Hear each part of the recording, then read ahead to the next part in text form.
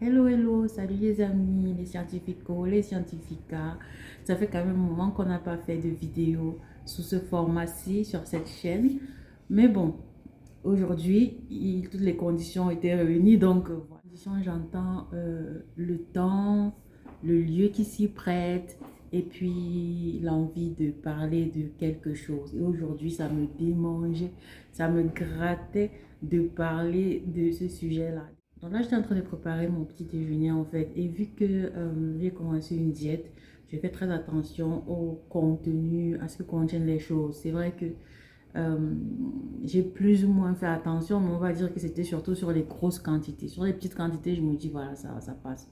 Quoi qu'il y ait dans ça, c'est trop petit pour que ça puisse faire mal. Et surtout, c'est pas consommé tous les jours. Mais pour ce que je pense devoir consommer tous les jours, je veux m'assurer que, voilà, même si c'est par petite quantité, je veux m'assurer que l'effet cumulé ne va pas mener vers quelque chose de mauvais. Et du coup, aujourd'hui, j'étais en train de me faire une tasse de lait. Et voilà, souvent, comme j'ai pas trop toujours le temps de d'aller loin, c'est-à-dire dans les grandes surfaces pour chercher le lait liquide là. Donc, j'achète souvent à la boutique du coin, du quartier à côté, bah, le lait concentré. Donc, je suis tombée sur, je suis tombée sur ce format de lait-ci au départ. Et je me suis dit, c'est très bien. Pourquoi? Parce que déjà, c'était la première fois que je rencontrais du lait concentré en petits sachets, en petite quantité comme ça. Je me suis dit, parfait. Parce que souvent, j'achète, avant ça, j'achetais la grande boîte de lait et de lait concentré. Et une fois que c'est ouvert, c'est difficile de conserver la qualité. Après quelques jours, vous allez voir dessus qu'il y a des petits trucs, des bactéries là, ou des champignons qui commencent à pousser dessus.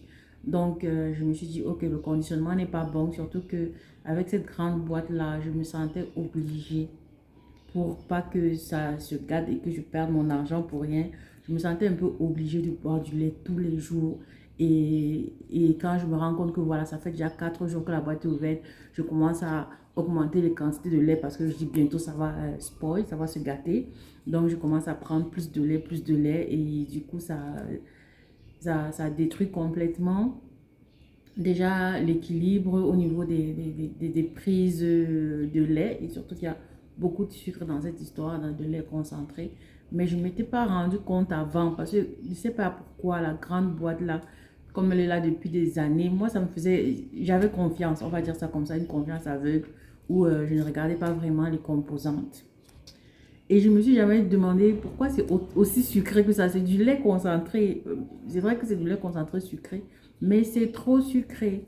Et du coup, récemment, quand je suis tombée sur ce format-là, je me suis dit c'est parfait parce qu'au niveau des rations, ça va être toujours les mêmes. Parce que je sais que voilà, je prends un sachet comme ça par jour et c'est terminé. Donc, je suis sûre d'avoir pris la même quantité tous les jours. Et puis, ouvrir, je ne veux pas prendre, je veux pas ça me permet de garder plus longtemps, quoi. Les jours où je ne bois pas de lait, je ne me sens pas obligée de boire parce que la boîte est ouverte. Vu que c'est dans des sachets comme ça, même si le sachet fait 10 jours à la maison, je sais qu'il ne va pas s'abîmer, quoi. Donc voilà, je n'ai pas de pression de terminer la boîte de lait que j'ai ouverte avant qu'elle ne se gâte. Ça, c'est un bon point. Mais là où je suis allée, déjà j'ai essayé de regarder la composition de ce lait parce que comme c'était nouveau, je me suis dit, waouh, c'est quoi? Déjà, c'est tellement sucré cette histoire, c'est tellement sucré. Je me suis dit, c'est quoi le pourcentage de lait dans tout ça? Et j'ai pas retrouvé. Ils ont cité les ingrédients sans donner le pourcentage. Maintenant, il y a un site web, il y a un numéro il n'y a pas un site web, une adresse email, il y a un numéro de téléphone comme contact. C'est fabriqué au Cameroun, à Douala. Donc, on peut leur écrire ou les appeler pour avoir plus d'informations sur le pourcentage de lait qu'il y a dans cette histoire. Mais, je sais pas, ça a fait tic, ça a connecté les points avec l'histoire de Nido. Parce que j'avais vu un documentaire il n'y a pas longtemps sur le lait Nido, comme quoi le lait Nido, la formulation pour l'Afrique est différente de celle de l'Europe. Donc notre lait Nido à nous est tellement enrichi en sucre que ça crée une accoutumance en fait chez les enfants.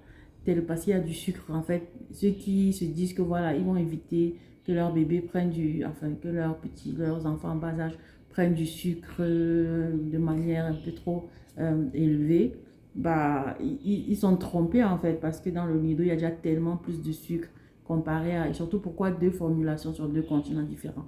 Pourquoi créer cet accoutumement chez nous et réduire l'apport en lait et par ricochet l'apport en calcium qu'il y a dans le lait, qui est nécessaire, qui est un besoin basique en fait pour chez les enfants? Pourquoi réduire ça sur la population africaine, et puis les autres populations, je sais pas, la population on va dire riche européenne vont avoir du lait potable, du lait en fait qui soit vraiment du lait. Donc cette histoire de Nido là m'est revenue dans la tête et je me suis dit, ah, le genre que l'affaire si est sucrée, surtout que ça crée, c'est tellement sucré que en fait tu as envie d'en prendre plus. Et donc voilà, je me suis dit ça doit être un coup pareil. Donc j'ai arrêté de boire ça parce que déjà je n'avais aucune confiance vu que les ingrédients, il n'y a pas, c'est flou en termes de, au niveau des quantités, c'est très flou. Et puis je me suis dit voilà, je vais arrêter de boire ça parce que je veux réduire ma consommation en sucre. On n'est pas on n'est pas là pour aller, enfin j'essaye de réduire au maximum les prises de sucre parce que justement je suis déjà en obésité, je ne veux pas arriver au diabète. Donc voilà, je me suis dit, on va se calmer sur le sucre. Donc j'ai arrêté ça. Et en allant en grande surface, j'ai trouvé cette formulation-ci. De toute façon, je vais prendre une vidéo plus près pour que vous voyez. Ceux-ci ont été un peu plus honnêtes. Et à vrai dire, ils ont été un peu plus honnêtes, même si je ne pense pas que ce soit très différent de ça. Mais au moins, ici, ils ont été honnêtes parce que dans les ingrédients, ils ont cité tout en quantité et en qualité ce qu'il y a dans ce truc. Et ici aussi, il y a un numéro de téléphone, il y a une adresse email et un site web. C'est également fait au Cameroun. Et puis, je peux dire quoi le plus, c'est qu'il y a la mention halal. Donc, pour les musulmans, déjà, ils sont inclus, quoi. Vu que dans tous ces laits-là, il y a des matières grasses. Et on ne sait pas trop d'où ça vient. Ça pourrait venir de produits animaux, je ne sais pas. Et du coup, qui dit animal, dit animal tué. Et du coup, la mention halal signifie que cet animal a été tué dans des conditions de prière, on va dire des conditions religieuses réglementaires pour les musulmans. Donc voilà, moi, ce qui m'a interpellée sur ça, c'est déjà le fait que le sucre, le premier ingrédient qu'il cite, c'est le sucre. Et le sucre à 48%. C'est-à-dire dans 100 grammes de ce truc, il y a 48 grammes, 48 grammes de sucre. Donc en fait, c'est pas du lait concentré, c'est du sucre concentré. Et non seulement ça, si les 52%, c'était du lait, non. Le lait va représenter, parce on n'a pas vraiment mis du lait, on a dit extrait sec du lait, 15%. Donc il n'y a que 15% de lait dans cette histoire.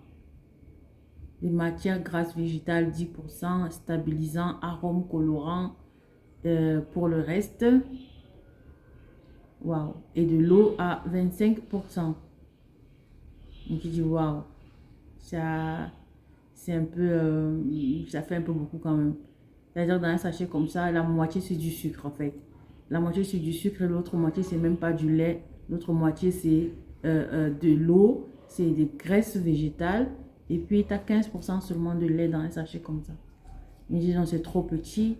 En fait, on ne devrait pas dire que c'est Vraiment, ils ont dit aliments concentrés, sucrés à base de lait. Non. Je crois que là, c'est un concentré de sucre avec un soupçon de lait.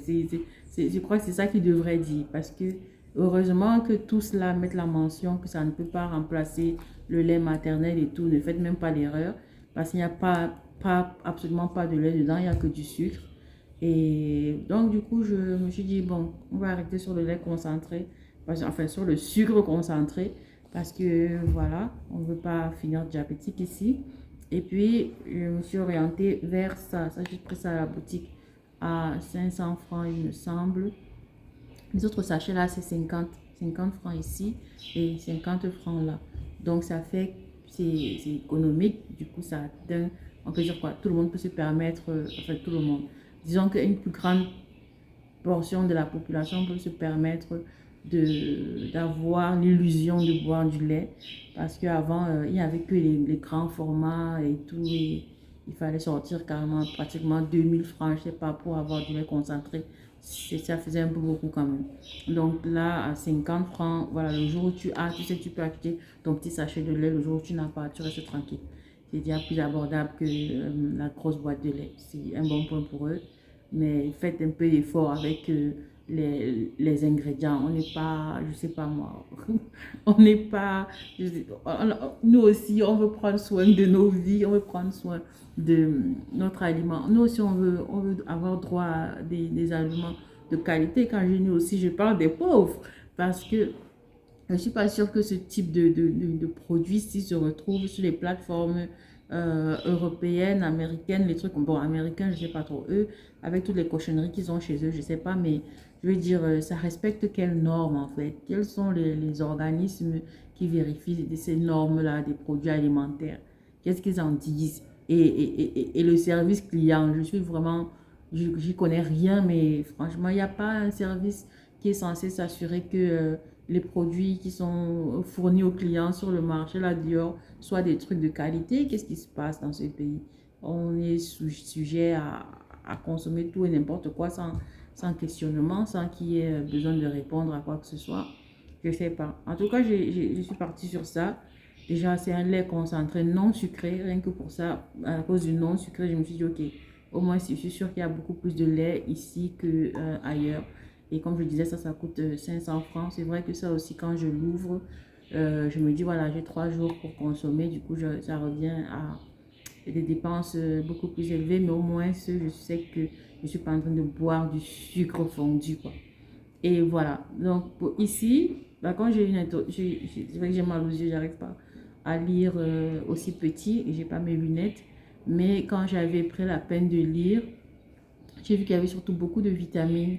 Il y avait du calcium, du sodium, là j'arrive à voir. Euh, et il y a... mais on met lait évaporé, sans dire pour autant ça représente à quel pourcentage de lait pour 100 millilitres. Ça, c'est en liquide.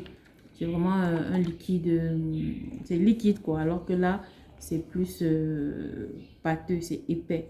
Ça, c'est plus un fluide qui va être très épais, alors qu'ici, on va être sur du liquide assez léger. Donc voilà, je ne sais pas finalement quel est le pourcentage, mais quand on dit lait évaporé, hmm, lait évaporé avec des vitamines, de l'iode et puis stérilisé. Donc la consigne ici, c'est d'ajouter 260 millilitres d'eau bouillie au contenu de cette boîte pour avoir 420 millilitres. Donc, ouais, ça fait une bonne quantité de lait et puis c'est non sucré. Donc, ok, d'accord, il n'y a pas de sucre dedans. Très bien. Donc, je pars sur ça sans vraiment savoir. Vu qu'on dit que c'est du lait évaporé, ça veut dire quoi? Ça veut dire quoi? Euh, Ça veut dire que c'est 100%, c'est du lait 100% et puis on a rajouté des vitamines, de l'iode et tout ça ou bien je vais encore aller chercher peut-être sur le concept de lait évaporé, mais déjà c'est non sucré donc je me dis c'est safe. Du coup, je vais m'orienter sur ça dorénavant pour mes petits déjeuners en attendant de trouver autre chose. Et peut-être qu'il va finalement falloir faire ce sacrifice-là de prendre un taxi, d'aller loin dans les grandes surfaces là et d'acheter ce lait liquide qui aussi va exiger d'être consommé sous les quelques jours après ouverture. Mais au moins, on est sûr que la qualité soit bonne, quoi. C'était pour dire que faisons attention à ce qu'on consomme. On peut faire tous les efforts restrictifs alimentaires quand on veut perdre du poids et tout ça. Et après se retrouver entre les efforts vont être ruinés parce qu'on n'a pas prêté attention et qu'on s'est dit non, en fait je prends juste une tasse de lait normale comme on devrait pour un petit déjeuner, sauf que c'est une tasse de sucre. Ça va aller ruiner tous les régimes qu'on a fait jusqu'ici. Donc voilà, c'était tout pour aujourd'hui. C'était juste pour parler un peu de ces produits-là qui m'ont fait m'interroger ce matin. Et puis je me suis dit certainement il y a d'autres qui s'interrogent. pourquoi pas partager nos interrogations. Dites-moi également si vous avez trouvé d'autres produits du marché auxquels il faudrait faire très attention au niveau de la composition des ingrédients en fait. Qu'est-ce que vous en pensez? Faites-moi savoir. Allez, tchuss!